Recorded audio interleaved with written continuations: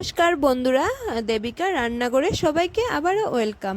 তো কেমন আছো সবাই? আশা করি সবাই ভালো আছো। তো আজকে সকালে যখন শ্যুট করেছিলাম তখন সকাল 11টার মতো বাজে। তো ভাবলাম কি রান্না করব, ঘরে কিছুই নেই, তো শেষ হয়ে গেছে এগুলো। তো দুটাই ডিম পড়েছিল, তো ভাবলাম দুটা ডিম দিয়েই কিছু একটা করা যাক। তো দেখো আমি তার জন্য কড়াই গরম বসিয়ে তার মধ্যে অল্প সর্ষের তেল দিয়ে ডিমটাকে ফেটিয়ে অল্প নুন দিয়ে ফেটিয়ে আমি দিয়ে দিলাম কড়ার মধ্যে।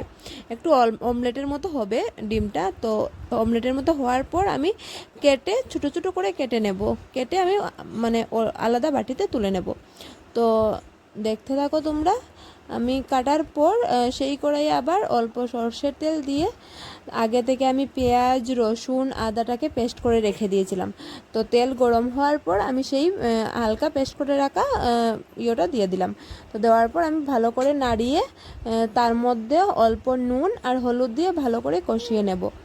তো তোমরা দেখতে থাকো আর সবাই পাশে থেকো প্লিজ, কারণ আমি এত স্পেশালভাবে রান্না করে দিতে পারছি না।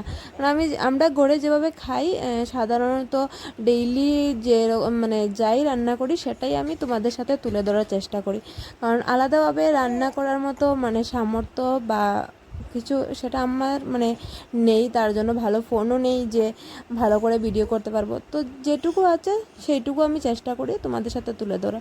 তো দেখো তোমাদের সাথে কথা বলতে বলতে আমার এদিকে মশলা দিয়ে কষানোটা হয়ে গেছে। তো প্রথম আমি মানে নুন আর হলুদ দিয়েছিলাম, তারপর আমি অল্প জিরে গুঁড়ো আর লঙ্কার গুঁড়ো দিয়ে ভালো করে কষিয়ে আগে থেকে ভাজা ডিমটা দিয়ে তারপর জল দিয়ে দিলাম।